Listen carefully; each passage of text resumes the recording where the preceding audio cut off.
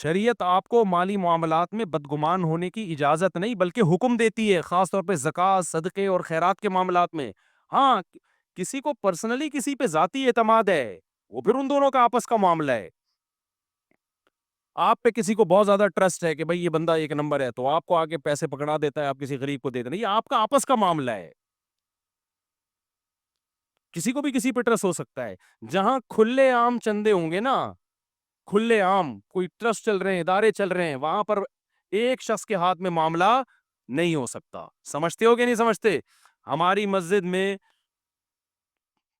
15 سال پرانی بات ہے، ایک ڈبہ لگا ہوا تھا چندے کا، لوگ جا جا کے پیسے ڈالتے، جب بھی ڈبہ کھلتا تو پیسے ہی نہیں ہے، پیسے ہی نہیں ہے، رسیدوں میں امام کی تنخواہ نہیں ہے، مؤذن کی تنخواہ نہیں نکل رہی۔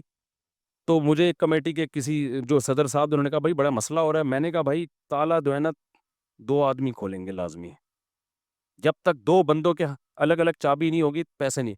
جیسے یہ ہوا ہے، ڈبل سے بھی زیادہ پیسہ ہو گیا۔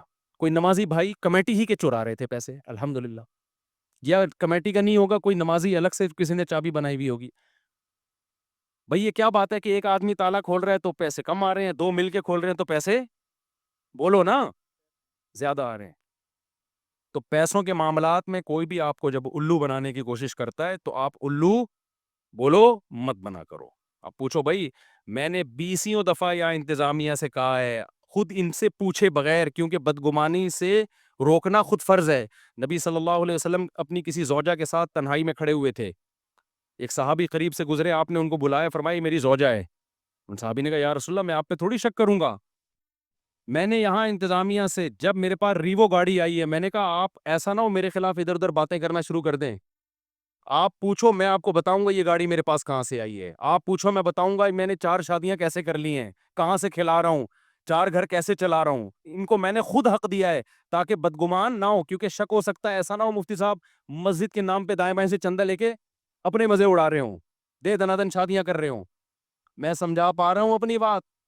اس کو کہتے ہیں معاملات جو آج کل مارکیٹ میں کیا چل رہے ہیں، شارٹ۔ اور جس محتمم سے پوچھو نا، مدرسے کا ہو یا مسجد کا ہو، کہ تمہارے پاس پیسہ کہاں سے آتا ہے، اس کو اگر غصہ آ جائے نا، اس کا مطلب 2 نمبر ہے۔ اس کا مطلب کیا ہے؟ وہ اگر نا تم کون ہوتے پوچھنے والے؟ ہاں، یہ نہیں کہ ہر چلتا پھرتا، محلے والوں کی بات کر رہا ہوں، جو محلے کے جو بھی سنجیدہ لوگ ہوتے ہیں، ایسا نہ ہو کہ کوئی بھی 10 سال کا بچہ اٹھ کے جا کے پوچھ رہے تمہارے پاس پیسہ کہاں سے آیا، ادھر سے دوسرا آ رہا ہے تمہارے پاس پیسہ کہاں سے آیا، یہ تو پھر غیر اخلاقی حرکت ہے نا۔